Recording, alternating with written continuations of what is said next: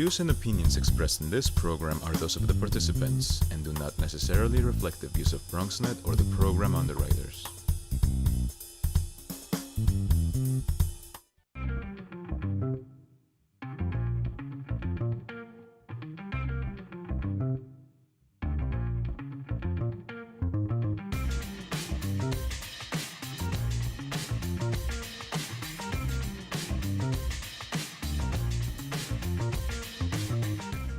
Hey there, great to be with you on BronxNet's The Bronx Buzz. This is the program where we talk to journalists and videographers and writers, and one of the sections tonight will be about filmmakers and anybody really doing media and reporting on the borough of the Bronx.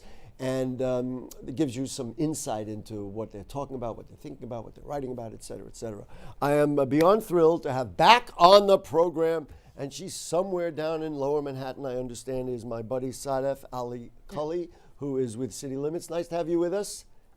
Hi, Gary. How are you? Thank you for having me. I'm good. We caught you kind of before you're going to a hearing downtown. Why don't you fill us in as to what's happening, and then we can look ahead into City Limits and find out what you'll be writing about. Well, I'm going to be covering the Charter Revision Commission hearing this evening, and there have like some recommendations that they put out in a preliminary report earlier in April, and it's about changing the way New York City elections will allow for a winner to who gets like a small share of the vote. There could be possible changes to the way the Civilian Complaint Review Board will happen. And we could also see more authority for the public advocate's role, the borough president's role, and there's more transparency for the city's budget. So there's a whole slew of things. Do you have a sense that like where is this in the process? In other words, this is very it's not super early on, but by July they'll have a final report. So this is right in the middle of it. Right. And we're expecting and we're hoping housing and tenant advocates are pushing for a lot of land use and planning changes, and there are several groups, advocacy groups across the city pushing for their own ideas about equity and affordability in the city. So it'll be interesting to see if those come through. I'm smiling because what it sounds like is you're going to have a classic New York City political roundup tonight.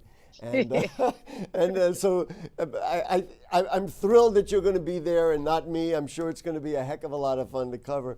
Do you have any predictions or a sense of what might happen, or at this point it's really Today is a public testimony day, so I think it's going to be a long day. I think we're going to hear from a lot city agencies to major advocacy groups across the city, and hopefully we'll hear from some Manhattanites and New Yorkers. I know that the other day they were in the Bronx. They had a hearing in the Bronx, and that was a little bit contentious. Really? You think? I'm so surprised. You mean Bronx people had something to say?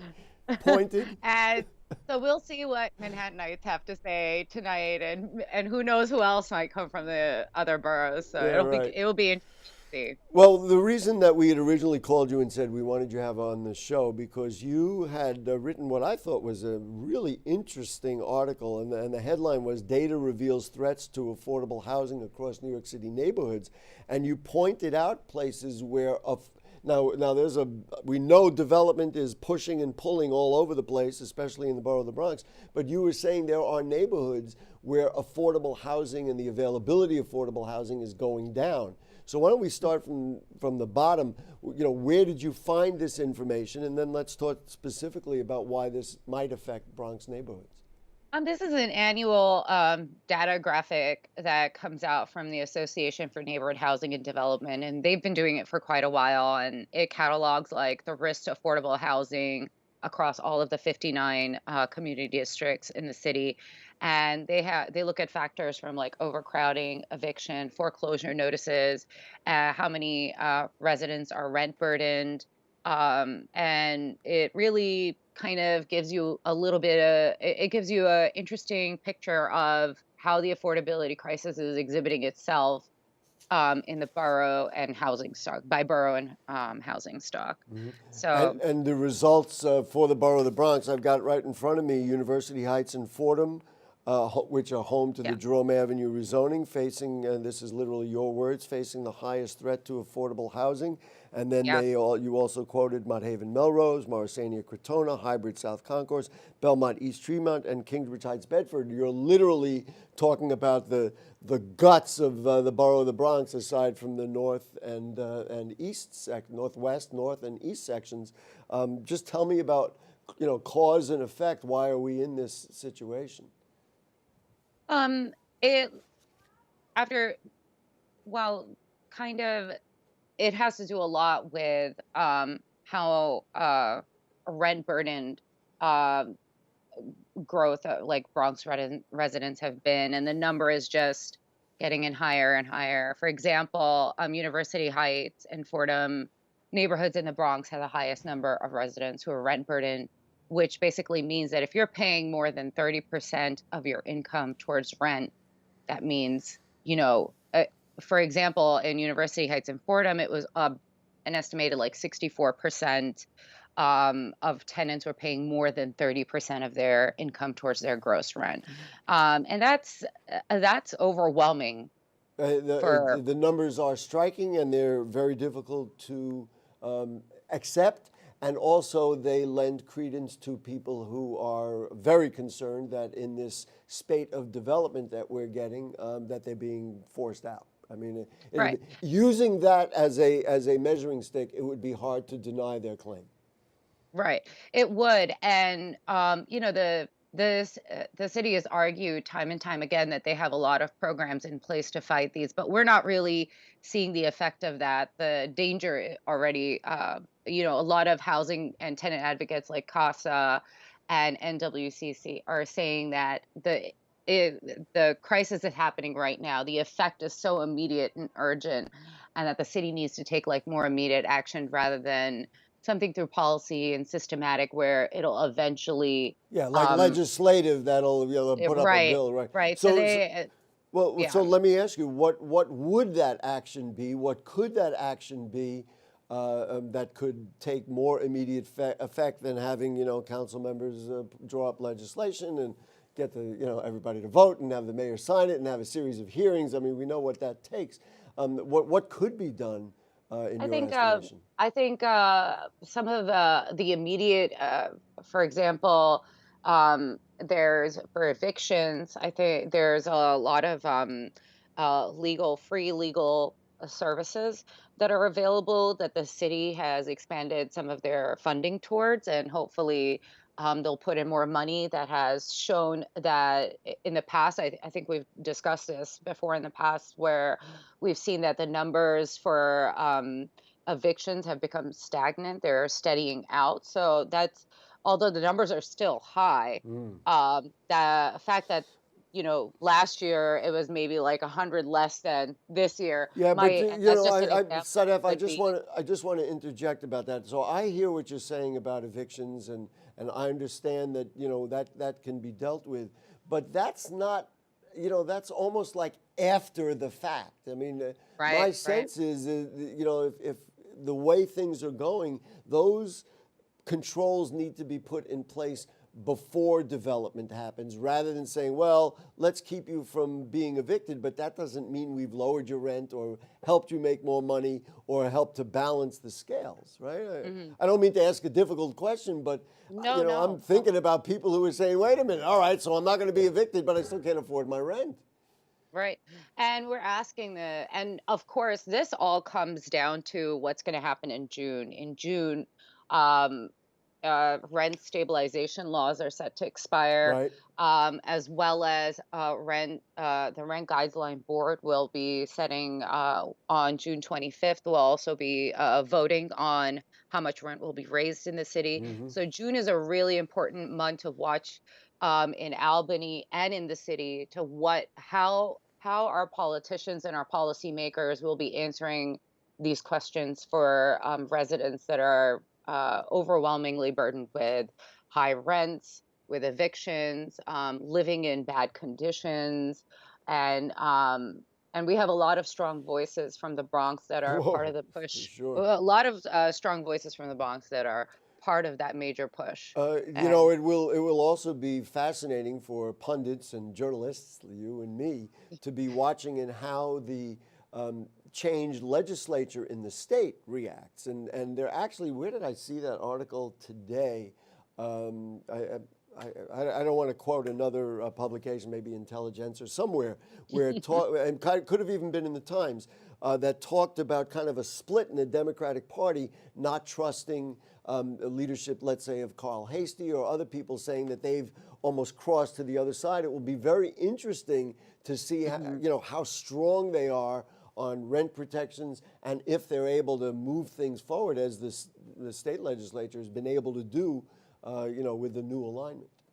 right, it's going to be a different ball game because we have a very different Senate this year, and it'll be fascinating to see how the politics play out. But it would be more interesting to see if they follow through on the promises that they've made to their constituency. Well, and also what I guess their politics would suggest, and now that you have it's almost like you got the power. What are you going to do with it? This will be the whole. I'm thrilled that you brought it up. This rent stabilization battle that is coming up is going to be fascinating and interesting. Very, very interesting. Absolutely. Sadef, you are just a wonderful guest. Exactly what this program was designed to present, and so we appreciate your time. We hope you Great. get a nice dinner and maybe a cup of coffee so you can last through what you're about to witness. But we will look for you on City Limits and what you report on this and other issues. Thank you so much. Great. Thank you, Gary. Great. Sadef Ali Cully from City Limits, and she was downtown and on her way to do something that I'm glad she's going to do. Let's put it that way. Let's take a short break. We're going to be back with Bronx Filmmakers. Don't go away. Sure, I look cute now, but when my owner lost his job, it was rough. I was living on the street, and one night, me and this Cocker Spaniel got into it so bad, I wound up looking like an ice cream cone. I cried a little bit, but thankfully I got rescued, so I'm running, I'm jumping, all back to my old self. And I'm ready to give unconditional love, even if you put a lampshade on my head.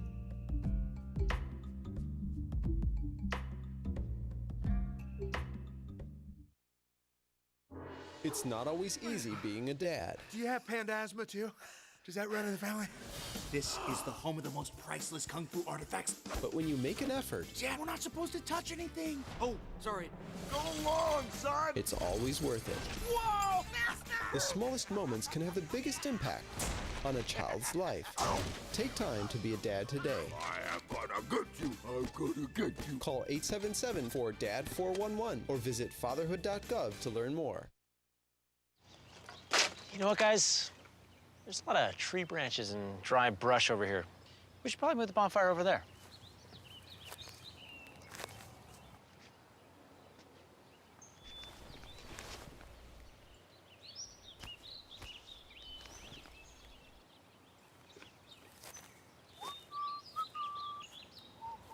I'm guessing Smokey liked that idea.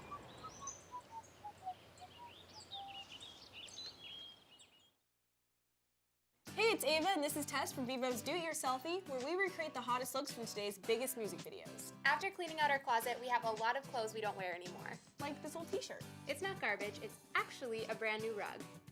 And to make it, all you need to do is cut, tie, and glue. Cut the t-shirt into strips. Tie the strips into knots. And glue the knots to the bath mat. I love it.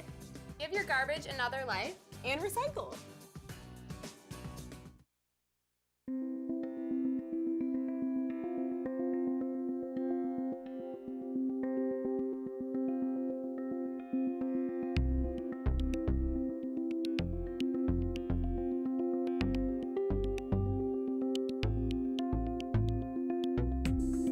I thought.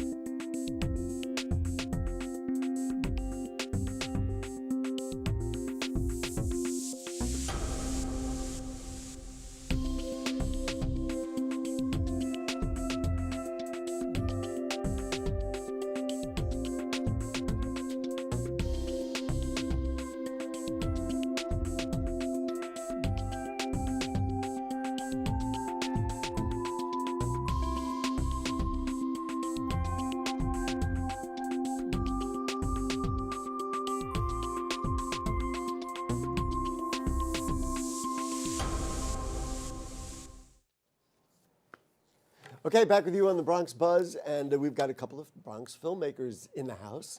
And so we'll say hello to Greg Hernandez, nice to have you with us, and Edwin Torres, nice to have you with us. You guys put out something called 1.5 million. Now, I'm guessing, just a guess, that this refers to the population in the Bronx. I don't know that we're 1.5, but we're pretty close. Estimation, yes, correct. Tell me all about 1.5 million. So it is a documentary on the literacy crisis in the Bronx. I began working on it in 2017, but I had the idea in my head since 2014 because I was working on a short film and I needed to find a bookstore in the Bronx. And that's when I heard the Barnes & Noble was set to close, but it remained open for a couple of years. And then in 2017, I began researching, watching documentaries, because I have a narrative background, and I'm on year 3 now. Well, there you go. What gave you an indication that there is, or there was, a literacy crisis in the Bronx? Sure. I think coming back from college and walking around and seeing the lack of intellectual curiosity and visibility, the Bronx is gifted with many, great libraries, but in terms of buying literature, purchasing literature, that's a commodity that you don't really see in the Bronx as much. And now we just got back our only independent bookstore. Although I guess, and I'm sure the numbers exist somewhere, is that you could go find out what people are buying online, because if there wasn't a bookstore, that doesn't mean nobody in the Bronx was buying books. I mean, you weren't buying it from a brick and mortar store, but you could have been. I mean, I bought books online and put them on the Kindle and everything else. Do we have an indication about that, or that's a kind of another thought about literacy and how people in Bronx are consuming it? Well, we have a vibrant library system in the Bronx. Many people go to their libraries, but in terms of purchasing literature, yeah, it is mostly online. In terms of brick and mortar, we don't have that. Now we have the Lit Bar. Now we have the one. We just got back almost 2 weeks ago. But most people would go out of their way to go up north, Westchester, Scarsdale, or into Manhattan to purchase a book. So it's really great now that we'll have a small business, such as a bookstore, in our borough, because small businesses have a great effect on their local communities. Edwin, talk to me about the notion of film and how this relates to film and what this is all about. Well, basically, I found this project on Instagram, and I messaged him directly, and we were just He back said, and wait a forth minute, on the that. Bronx Films? Exactly. Who knew me here? Yeah, who knew my name? Yeah, it's crazy. So another Bronx filmmaker trying to make something big, a big project about our borough. So I wanted to join him on that, and ever since then, we just started emailing each other. And then Goes back the same 3 years he was talking about? No. So this was earlier in January. Oh, so I wasn't on recently. for the whole thing. Yeah. But what I find is fascinating, and I got to tell you, you're not the only 2 people in the Bronx who have thought about these things in a very dramatic way. So in your mind, independently, you were saying, hey, this is a crisis, or this is something I want to tune into. Yeah, I mean, I thought it was a problem too.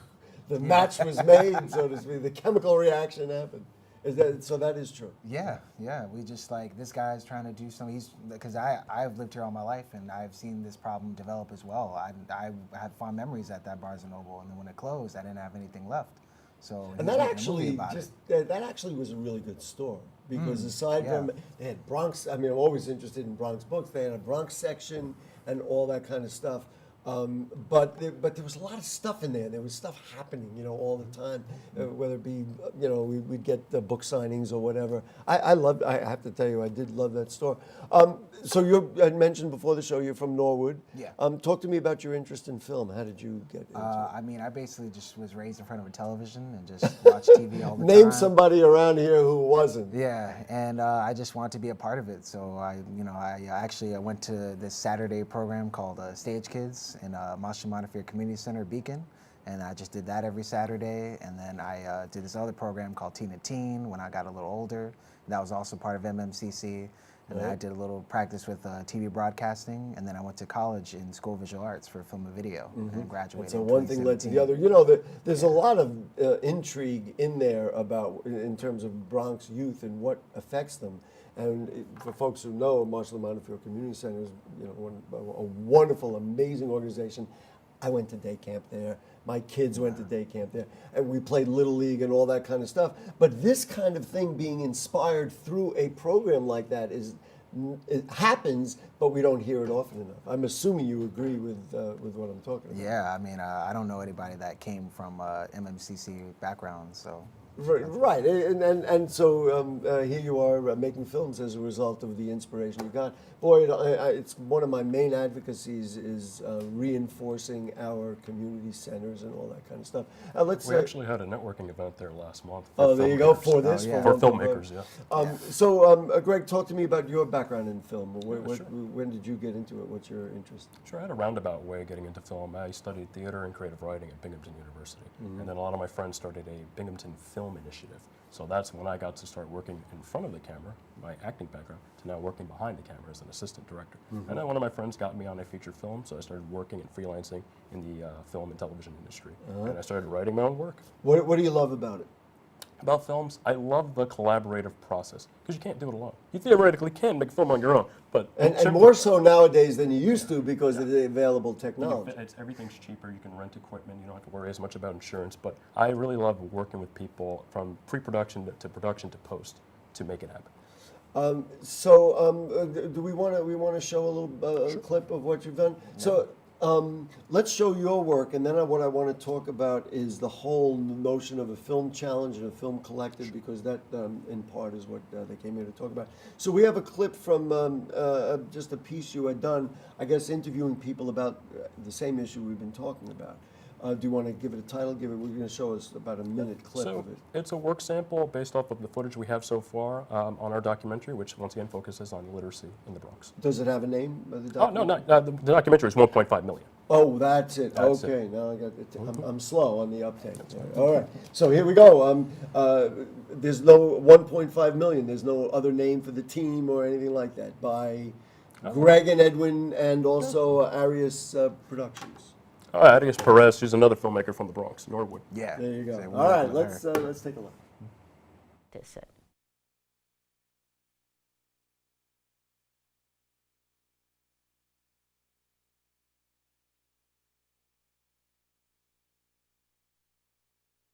This is an opportunity to create new firsts for literacy in the Bronx.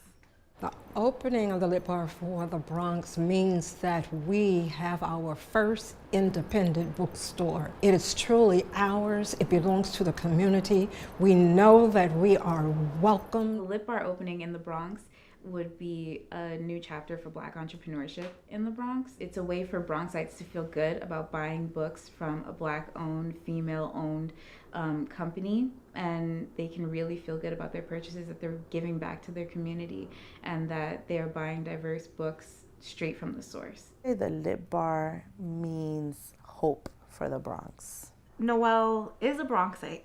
To see one of our own taking this opportunity and bringing that new space is inspiring.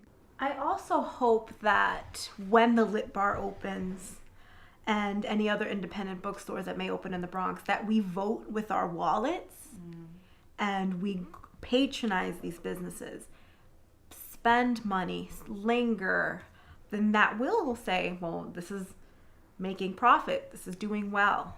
It's important to nurture what we do receive.